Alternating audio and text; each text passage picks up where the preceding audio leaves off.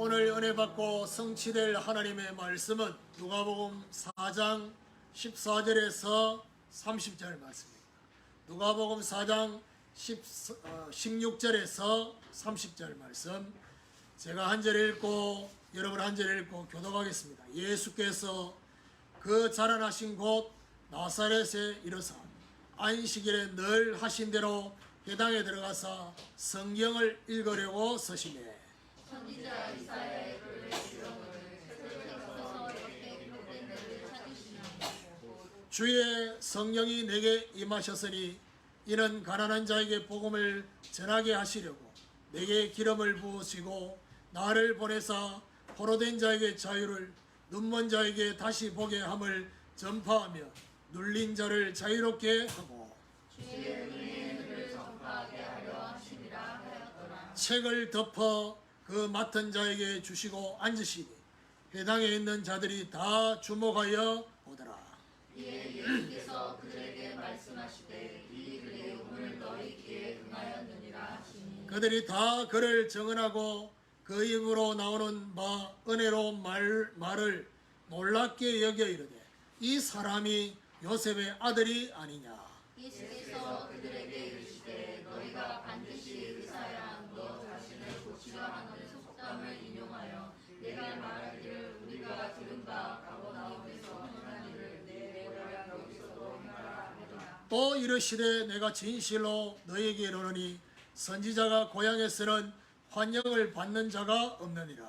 내가 참으로 너희에게 이르노니 엘리야 시대에 하늘이 3년 6개월간 닫히어 온 땅에 큰 hun명이 들었을 때 이스라엘에 많은 과부가 있었으되 엘리야가 그 중 한 사람에게도 보내심을 받지 않고 오직 시돈 땅에 있는 사렙다의 한 과부에게 뿐이었으며 또 선지자 엘리사 때에 이스라엘에 많은 가병 환자가 있었으되 그 중에 한 사람도 깨끗함을 얻지 못하고 오직 수리아 사람 나아만뿐이었느니라. 회당에 있는 자들이 이것을 듣고 다 크게 화가 나서 일어나 동네 밖으로 쫓아내어 그 동네가 건설된 산 낙로를 가지고 와서 밀쳐 떨어뜨리고자 하되 같이 읽읍시다. 예수께서 그들 가운데로 지나서 가시니라. 아멘. 교독한 말씀을 가지고 고향에서는 환영받지 못하시는 예수님이라는 제목으로 말씀을 전가하기로 합니다. 우리 옆에 보라고 인사합시다. 잘못된 기준을 내려놓읍시다. 잘못된 기준을 내려놓읍시다. 성령의 능력으로 예수님의 사역이 시작이 됐습니다. 철저히 성령의 능력으로 움직이십니다. 성령의 능력으로 움직이셨다 말은 정확한 시간표. 세례 요한이 감옥에 갇힌 소식을 듣고 난 이후에 예수님이 움직이셨다. 정확한 시간표. 그리고 성령의 지시에 의해서 움직이셨다. 성령의 능력으로 퍼져나갔다. 성령의 바람이 불었다는 것입니다. 그리고 성령의 능력으로 가르치셨어. 서기관들의 교훈과 다른 예수님의 가르침 속에 뭐가 있어요? 권세가 나타났다 했습니다. 자, 그렇다면 오늘 본문에는 왜 본문을 길게 잡을 수밖에 없느냐? 연결되어 있습니다. 그래서 이걸 중간에 끊을 수가 없어요. 자, 고향에서는 환영받지 못하시는 예수님이라는 제목으로 말씀을 전하는데요. 여기 중요한 말이 놀랍게는 여겼습니다. 그러니까 놀라기는 했는데 환영을 하진 않았다. 저는 이 부분에 대해서 어떤 생각이 좀 드느냐 합니다. 지금까지 제가 사역하고 또 여러 교회를 거쳐오고 심지어 제가 신학교 강의도 하고 하지만은요, 은혜를 받아요. 근데 그 은혜를 받는 게 오늘 본문에 적용해 보면요, 놀랍게 여기는 은혜예요. 환영하는 은혜가 아닙니다. 그러니까 예수님의 메시지를 들으면서 은혜로운 말씀을 들으면서 놀라기는 했는데 환영을 하진 않았다. 그러니까 이게 어떤 의미인지를 오늘 메시지 결론에서 제가 좀 말씀을 적용을 해보면 할 겁니다. 오늘 육신적 예수님의 육신적인 그 모습을 지켜본 고향 사람들. 그 예수님의 육신적 예수와 영적인 그리스도, 이것을 구분할 수 없었다는 것입니다. 이걸 구분해야 돼요. 오늘 저와 여러분이 정말 우리와 관계되어 있는 오래된 인간관계, 오래된 사람들 속에도 이 부분을 구분해야 됩니다. 육신적인 모습과 영적으로 하나님이 그 사람을 통해서 하시고자 하는 것들을 구분할 수 있습니다. 사람에 대한 고정관념, 선입견, 편견, 이런 것들이 저와 여러분이 그대로 남아있으면 어떻게 됩니까? 결국에는 그 사람을 통한 하나님의 역사를 제한하게 됩니다. 그래서 오늘 이런 부분에 대해서 중요한 것들을 버릴 수 있는 이런 은혜가 저와 여러분이 있게 되기를 예수 그리스도 이름으로 축원합니다.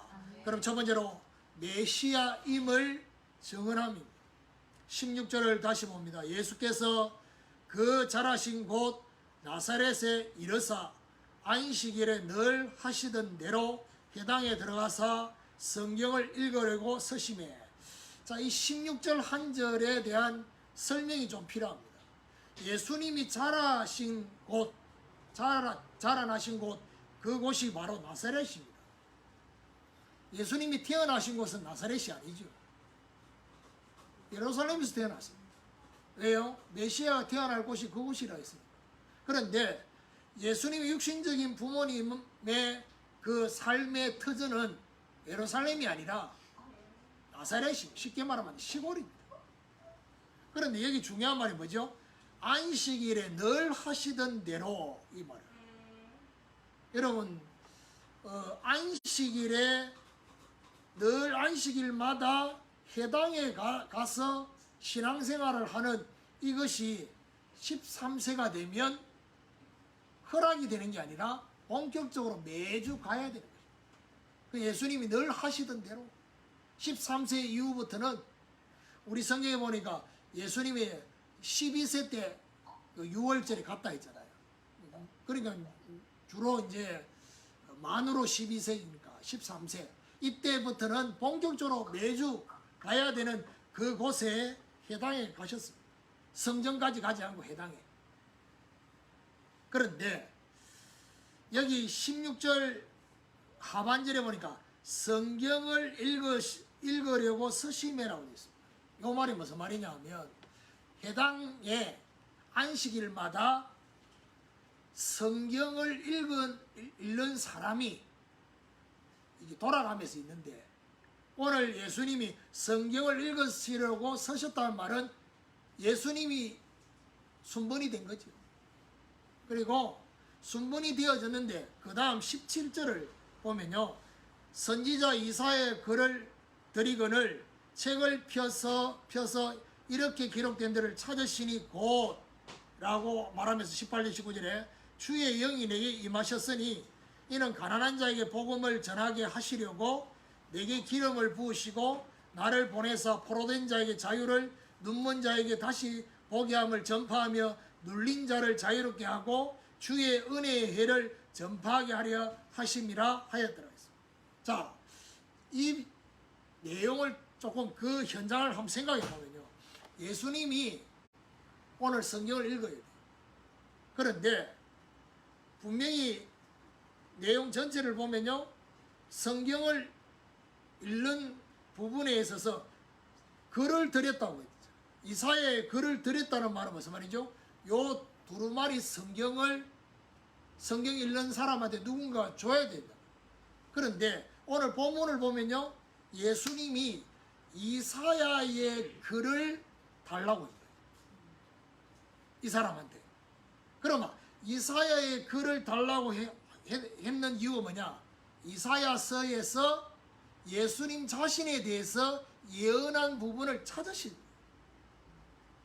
이사야는요 66장까지 있습니다. 두루마리 성경으로 보면 어마어마합니다. 근데 그 중에 예수님이 굳이 책을 펴서 이렇게 기록된 데를 찾으셨다 했죠.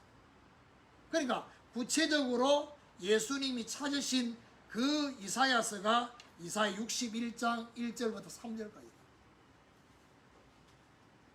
그 말씀을 찾으셔서 읽으셨습니다. 주의 성령이 내게 임하셨으니 가난한 자에게 복음을, 포로된 자에게 자유를, 눈먼 자에게 다시 봄을, 눌린 자에게 자유롭게 하고 주의 은혜의 해를 전파하게 하는 참된 해방의 메시아의 예언을 읽으셨습니다. 자, 읽고 그 다음에 20절에 보니까 뭐라고 하느냐, 책을 덮어 그 맡은 자에게 주시고 앉으시니 해당에 있는 자들이 다 주목하여 보더라. 자, 해당에 가서 유대인들이 하는, 예를 들면 우리로 말하면 예배 순서 같은 순서가 뭐냐, 가장 먼저 오면 기도부터 합니다. 개인 기도. 그리고 그 중에 오늘 누군가 이 두루마리 성경을 읽습니다. 그런데 오늘 본문에는 예수님이 책을 전달하고 난 뒤에 앉으셨다 했잖아요. 앉으셔서 뭐 하려고요? 메시지를 늘 하는 게 아니라 누군가가 메시지 할 사람이 있을 때는 메시지 하고, 그렇지 않을 때는 다른 순서로 넘어가는 겁니다. 근데 오늘 예수님이 이 책을 덮고 맡은 자에 주시고 난 뒤에 앉으신 이유가 뭐냐? 메시지 하시고. 그러다 보니까 해당에 있는 자들이 다 주목하여서 보고 있습니다. 어떤 말씀을 하시는지. 말씀하시는 예수님을 향해서 모두 주목했는데 예수님이 기가 막힌 말을 했어요. 뭐라고 말하느냐? 21절에 이에 예수께서 그들에게 말씀하시되, 본인이 방금 읽은 그 성경, 이 글이 오늘 너희 귀에 응하였느니라. 무슨 말이지요? 참된 해방의 메시아에 대한 그 예언으로 끝나는 게 아니라 오늘 너희 귀에, 너희 보는 눈에 메시아 그리스도를 오늘 보고 듣게 되었다는 거죠. 그런데 여기 우리가 눈여겨봐야 될 단어가 뭐냐? 오늘이라고 말이에요. 그러면 예수님께서 말씀하시는 이 오늘은요, 그 장소에 있었던 오늘만이 아닙니다. 이 오늘의 의미는 뭐죠? 오늘 저와 여러분에게도 주어지는 오늘입니다. 오늘 우리에게도 응할 그리스도를 통해서 저와 여러분에게 묶여있는 그것들에 대해서 참된 해방과 자유를 주시는. 그래서 제가 오늘 기원 성경 고린도서 6장 2절에 보라 지금은 은혜 받을 만한 때요, 보라 지금은 구원의 날이다. 지금 오늘 저와 여러분에게도 이런 참된 해방과 자유가 저와 여러분 묵고 있는 거기서 일어나는 그 축복이 있게 되기를 예수 그리스도 이름으로 축원합니다. 두 번째로 요셉의 아들로만 본 것입니다. 22절에 그들이 다 그를 정언하고 그 입으로 나오는 바 은혜로운 말을 놀랍게 여겨 이르되 이 사람이 요셉의 아들이 아니냐. 자, 놀랍게 얘기했습니다. 주님의 입에서 나오는 은혜로운 말로 인하여서 놀랍게 얘기했습니다. 자, 그래서 예를 들면 놀랍게 얘기는 이 반응이 은혜에 대한 반응일 수 있습니다. 그런데 놀랍게만 여기면 결국 예수님과 계속 같이 갈 수가 없어요. 무슨 말입니까? 메시지 듣고 충격받고 메시지 좋다 아무리 그래도 놀랍게 얘기는 거하고 환영하는 것은 다르다 이 말이에요. 오늘 여기 환영이라는 이 단어가요, 영접이라는 단어를 넘어서는 단어입니다. 기쁜 마음으로 요셉의 아들이 아니냐, 이 말은 무슨 말이죠? 이 중요한 말을 했는 사람은 어릴 때 보아온 예수, 어린 시절을 그어왔던 예수를 봤다는 겁니다. 이 선입견, 편견, 고정관념의 시선을 가지고 예수님을 본 것입니다. 요셉의 아들이 아니에요. 이때까지만 해도 요셉, 그 아버지 이름에 요셉을 언급하는, 자 23절에 보니까 자 요셉의 아들이 아니냐라고 말하니까 23절에 예수께서 그들에게 이르시되 너희가 반드시 의사야 너 자신을 고치라 하는 속담을 인용하여 내게 말하기를 우리가 들은 바 가버나움에서 행한 일을 내 고향 여기서도 행하라 하리라. 자, 예수님께서 오늘 본문에 뭘 인용했냐? 유대 속담을 인용했습니다. 유대 속담이 뭐냐? 네가 의사가 맞다면 너 자신부터 먼저 고쳐보라는 거예요. 그 속담입니다. 의사인 본인에게 오는 병은 못 고치고 남에게 오는 병은 고치고 있는데 너부터 고쳐봐라. 그래야 진짜 의사가 있냐. 이런 속담입니다. 이 속담의 뒤에 나오는 말이 뭡니까? 가버나움에서 행한 일을 내 고향 여기서도 행하라. 속담 인용하면서 결국 이 말은 무슨 말이죠? 네가 정말 메시아가 맞다면 메시아 됨을 입증해 보라는 겁니다. 자, 중요한 거는요. 예수님이 이 말씀을 왜 한 줄 압니까? 입증 안 하겠다는 겁니다. 이 중요한 거를 끄집어낸 이유가 뭐냐? 너희들의 마음에 메시아가 맞다면 입증해봐 라고 하는데 나 입증 안 하겠다는 겁니다. 왜요? 입증할 능력이 없어서가 아닙니다. 입증할 능력이 있지만은 호기심에 만족을 시켜주진 않겠다는 겁니다. 정말 메시아 그리스도를 알고 싶어서 입증해보라는 게 아니라는 거예요. 그래서 그 호기심의 만족을 주지 않겠다. 24절에 또 이르시되 내가 진실로 너희에게 이르노니 선지자가 고향에서는 환영을 받는 자가 없느니라. 고향에서는 환영을 받지 못한다. 여러분, 지금 제가 내 고향이었던 대구, 내 본적인 대구 북구 노곡동 거기 있었던 그 교회 활달중앙교회 거기 가면 많은 어른들이 있겠죠. 그 어른들이 제가 만약에 가서 메시지를 하면요 어떤 반응이 나오겠습니까? 놀랍게. 근데 환영은 안 하는 거예요. 아유, 저 어릴 때 저 교회 유리창 깼던 뭐 그런 그 생각은 하겠지만 결국 환영받지 못하는 선지자의 여기서 뭘 얘기를 하고 싶으냐? 육신적 관계. 육신적 관계를 넘어서지 못하면 영적인 관계가 분명히 그 속에 있는데 육신적 관계에 집중하게 되면 결국 배척과 상처를 받는다는 것입니다. 자, 이렇게 얘기를 하시고 난 뒤에 예수님이 이어서 쭉 얘기를 합니다. 세 번째로 배척당하게 하신 이유입니다. 25절에 내가 참으로 너희에게 이르노니 엘리야 시대에 하늘이 3년 6개월간에 다치어 온 땅에 큰 흉년이 들었을 때 이스라엘에 많은 과부가 있었으되 엘리야가 그중 한 사람에게도 보내심을 받지 않고 오직 시돈 땅에 있는 사렙다의 한 과부에게 뿐이었으며. 자, 엘리야 시대에 3년 6개월간 큰 흉년이 들었던 것을 예수님이 회상을 하면서 인용합니다. 그런데 여기서 누구 얘기를 합니까? 사렙다, 시돈 땅의 사렙다 과부. 누군지 압니까? 이방 여인입니다. 이스라엘을 두고 이방 여인의 집에 가서 구원의 역사입니다.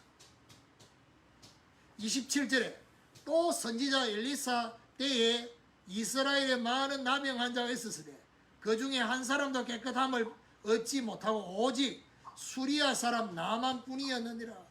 역시 엘리사 시대의 나만, 오직 수리아 사람 나만 장군만 깨끗함을 받았다. 자, 이 말이 무슨 말인지 압니까? 이스라엘 땅에는 하나님의 은혜가 나타나지 않고 이방 사람, 이방 지역에 하나님의 은혜가 나타났다. 이래 말하니까 이 말은 또 알아들었어. 그러니까 말을 알아들으니까 이 반응이요, 우리가 회개해야 되구나, 이런 반응이 아닙니다. 28절 29절 해당에 있는 자들이 이것을 듣고 다 크게 화가 나서 일어나 동네 밖으로 쫓아내어 그 동네가 건설된 산 낭떠러지까지 끌고 가서 밀쳐 떨어뜨리고자 하되. 무슨 말입니까? 멱살을 하고 막 밀어가지고 산 낭떠러지까지. 근데 예수님 지금 죽으면 안 돼요. 그러니까 그까지 멱살을 하고 갔는데 결국에는 그렇게 밀어냈다는 이 말이 무슨 말이에요? 이 동네에 있지 말고 가라는 겁니다. 근데 이렇게 하되라고 했는데 지금 뭐죠? 30절에 너무 어떤 느낌입니까? 예수께서 그들 가운데로 지나서 가십니다. 그냥 저는 여기 뭘 집어넣고 싶으냐? 유유히. 이들의 반응은 막 쫓아내려고 하는데 예수님은 유유히, 그래 나 갈게, 지나서 가십니다. 예수님은 그들 가운데로서 지나서 가셨다. 어디로 가셨다는 얘기입니까? 다른 곳을 갔다는 겁니다. 하나님의 메시지가 이 속에 있습니다. 핍박의 이유, 핍박의 방향, 배척을 당하게 하신 이유, 하나님의 의도가 뭐죠? 바람을 따라서 이방으로 땅끝까지 가도록 하기 위함이 이 속에 있는 것입니다. 그러니까 여러분 만약에요, 자 보세요, 초대교회 마가다라방의 역사가 일어났어요. 3천 제자가 일어났어요. 안전병이 일어났는데 5천 명이나 영접했어요. 난리가 났어요. 그 유대 땅이 예루살렘이 그렇게 크지 않습니다. 그러면 3천 제자 5천 명이 영접하고 막 숫자가 막 어마어마한 숫자 너무 많아지니까 구제하는데 막 이게 힘들 정도로 사람들이 많아졌어요. 여러분, 이 상태가 지속되면 어떤 일이 벌어지냐입니까? 여기 있는 것이 조사원이에요. 부흥이 됐어. 역사가 일어났어. 사람들이 너무 많아졌어. 딱 어떤 느낌이냐? 딱 요 상태 요대로 그냥 유지했으면 좋겠어. 근데 하나님이 그런 상태라는 걸 아시고 무슨 사건을 일으킵니까? 스데반이 죽도록. 스데반의 순교가 일어나. 그래가지고 사도 외에 있는 모든 평신도들이 어떻게 해요? 흩어져서 사마리아로. 흩어진 자들이 모여져서 세워진 교회가 안디옥. 무슨 말입니까? 하나님이 거기 모여있지 말고 흩어서 그 다음 시간표로 가라는 하나님의 중요한 메시지가 그 안에 있는 것입니다. 그래서 여러분 배척당하고 인정받지 못하고 막 이런 것 때문에 열받지 말고 하나님 그 다음 시간표로 가도록 하시는 하나님의 중요한 그 부분이 있다는 걸 아시고 승리하시는 축복이 있기를 예수 그리스도 이름으로 축원합니다. 결론입니다. 고향에서는 환영받지 못하시는 예수님. 이걸 좀 적용해 봐야 되겠습니다. 자, 제 원고는 없는데 뭔 묵상을 하게 하셨느냐? 고향이란 단어. 제 마음에 오늘 본문에는 고향에서는 환영받는 선지자가 없다라고 했는데 고향 밖에서는 환영받습니까? 이 질문이 되더라고요. 물론 오늘 본문의 의도는 나사렛 외에는 가버나움이나 다른 지역에는 나사렛만큼의 반응은 아니라도 환영을 받았다는 거죠. 그럼 모든 사람이 다 환영했습니까? 아니라는 겁니다.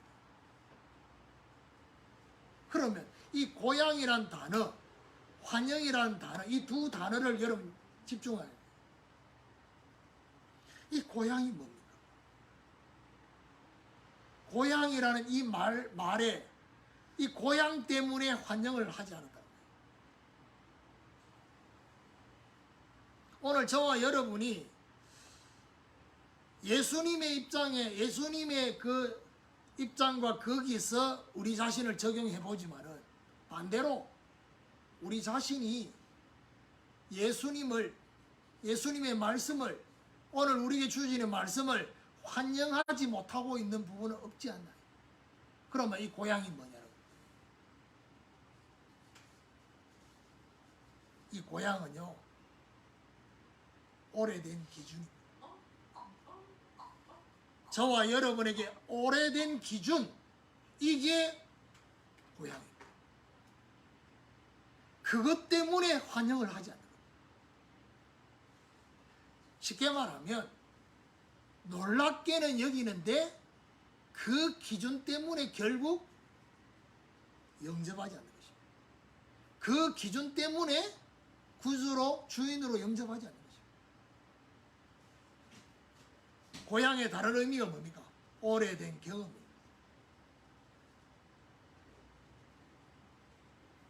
또 다른 의미가 뭡니까? 오래된 상처입니다. 이것 때문에 영접하지 않습니다. 이것 때문에 환영하지 않습니다. 조금 더 얘기를 해보면요. 어떤 상태냐?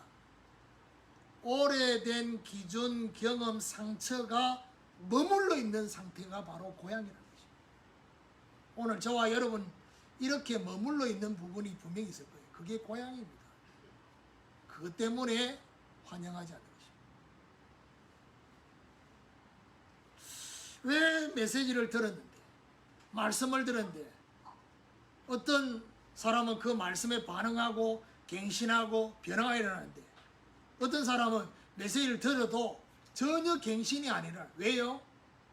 오래된 자기 기준 때문에, 오래된 자기 경험과 상처 때문에, 또 이미 오래전부터 나이는 계속, 세월은 가니까 나이는 계속 먹는데 생각과 마음과 이 정신세계는요 딱 거기 머물러 있는 거예요. 그러니까 환영을 하지 않는 것입니다. 주님의 역사가 제한되는 이유가 뭡니까? 그리스도 외에 다른 것이 기준이 되어 있기 때문입니다. 그래서 제가 오늘 인사를 잘못된 기준을 내려놓읍시다 했어요. 여러분, 그것이 저와 여러분에게 우리로 하여금 버티게 만들었던 기준일 수 있습니다. 오늘 여기까지 살아오도록 만드는 기준일 수 있습니다. 저와 여러분한테는 맞다고 생각되어지는 기준일 수 있어요. 그런데 그것이 주님을 환영하지 못하게 만든다면 잘못된 기준인 거죠. 이렇게 적용해야 돼요. 나를 그나마 나를 버티게 만들었던 그 기준이, 그 경험이, 그 상처가 하나님의 말씀에 반응을 하지 못하게 만드는 기준이라 한다. 내려놔야 돼요. 오늘 저와 여러분, 우리 주님이 하신 그 말씀 중에 오늘 이사야서 이 말씀이 오늘 너희에게 응하였느니라. 그리스도를 통한 참된 해방, 저와 여러분 자신에게, 그리고 우리의 가정과 가문에 임하기를 뭐예요? 사모하는. 그리고 오늘 이 말씀을 가지고 어떤 부분이 적용되어야 되느냐? 소중한 육신적 관계도 하나님 나라의 일에는 우선이 될 수 없다는 겁니다. 그걸 아셔야 돼요. 무슨 말이죠? 하나님 나라의 일에 우선이 되는 선택과 결정, 인도받는 기준은 될 수 없다는 것입니다. 소중한 육신적 관계가. 그리고 저와 여러분 생각 속에 사람에 대한 선입견, 편견, 고정관념, 이게 바로 무슨 말입니까? 관계 속에 형성되어 있는 거예요. 그것도 오래전에 머물러 있는 거예요. 그래서 그런 부분 있잖아요. 제가 우리 자녀들을 생각하는 생각이 있습니다. 그래서 뭐 예를 들면 우리 아들을 하나님이 중요하게 쓰시는 주의 종의 길을 가도록 그렇게 저는 노맨입니다. 왜냐, 이 길이 싫어서 노맨이 아니라 너무 드릴 만한 것들이 아니라서 노맨. 하나님 앞에 드리고, 하나님 앞에 가장 귀한 거 드려야지. 가장 최상의 것을 드려야지. 제일 상태가 안 좋으니까 주의 종의 길이나 가지. 이렇게 하고 있다니까. 그래서 제가 드릴 수 없다는 겁니다. 그런데 자 보세요. 제가 이 얘기를 끄집어내는 거는 이게 목적이 아닙니다. 제 생각과 이 생각 속에 지금까지는 고래에 머물러 있습니다. 그런데 계속 그 상태로 머물러 있을 거냐? 그건 아니에요. 바뀔 수 있습니다. 근데 어떤 면에서는 바뀌어지고 있고 바뀌었는데 내 생각은 여전히 과거의 부분에 머물러 있을 수 있다. 이 부분에 대한 적용입니다. 그러면 여러분 가족뿐만이 아닙니다. 우리 옆에 있는 성도들을 바라볼 때도 어떤 면에서 아직까지도 2년 전, 3년 전, 4년 전에 가지고 있는 생각을 그대로 머물고 바라보고 있지는 않는가. 그래서 제가 오늘 우리 성도들을 얼굴을 쭉 떠오르면서 기도하면서 어떤 기도를 했는지, 하나님, 이런 관계에 대한 고정관념, 선입견, 편견이 무너져서 실제 영적인 시너지의 힘이 생겨질 수 있도록 역사해 주옵소서. 그걸 넘어서야 돼요. 이걸 버리면 어디 됩니까? 그 사람을 통한 뭐가 보이느냐? 주님의 역사가 보이는 거예요. 그 사람을 통해서 하시고자 하는 주님 역사가 보여지는 거예요. 그리고 오늘 이 배척의 이 바람이 결국 뭐죠? 이방과 땅끝까지 가도록 하기 위한. 근데 보세요. 늘 그렇습니다. 배척하는 사람은 배척한다고 생각 안 합니다. 당연한 반응이라고 생각합니다. 그런데 배척을 당하는 사람은 배척이라고 생각됩니다. 그러니까 결국 어디서 보느냐의 차이. 예를 들면 예수님 쪽에서 보니까 배척이지, 요 유대인들이 볼 때는 배척이 아닌 거예요.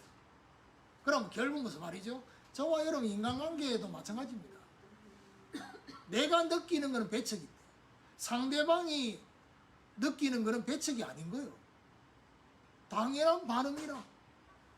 그러면 저와 여러분이 내가 느끼는 그 반응의 배척 속에 머물러 있지 말고 그 다음 바람을 봐야 된다. 배척의 바람이 뭐죠? 하나님이 지금까지는 이 관계 속에 하나님 머물게 하셨지만 이 관계에 머물지 말고 그 다음 시간표, 그 다음 만남, 그 다음 관계를 향해서 하나님이 가라고 하시구나. 그 메시지입니다. 이방과 땅끝까지. 그래서 결국 오늘 이 메시지를 통해서 사람들 중에 이런 사람들이 있습니다. 여러분 절대 그럴 수 없는데 절대 그럴 수 없는 거를 절대 기대하고 있는 사람이 있어요. 무슨 어떤 부분이냐? 모든 사람한테 환영받고 인정받고 싶은 사람이 있어요. 의외로 많습니다. 근데 절대 일어날 수 없는 게 그거. 근데 어떤 면에서 모든 사람이 아니라 어떤 면에서 대부분의 사람이 환영을 안 할 겁니다. 그런데 거기에 맞춰서 살려고 하니까 피곤한 거예요. 어떻게 해야 됩니까? 그 사람들이 환영하지 않는 것 때문에 힘 빠지지 말고, 그것 때문에 내가 뭔가 막 애를 쓰려고 하지 말고, 오늘 이 메시지가 뭘 말해줍니까? 낙심하지 말고 다른 곳을 바라보라. 저와 여러분 시선을 다른 곳을. 그래야지만이 지난주에 말씀처럼 어떻게 해요? 성령의 능력으로 퍼져나가는 거죠. 바람이 불어서. 그 바람이 이렇게 분다는 것을 지금 말해주고 있습니다. 오늘 이런 중요한 응답이 저와 여러분이 일어나게 되기를 예수 그리스도 이름으로 축원합니다.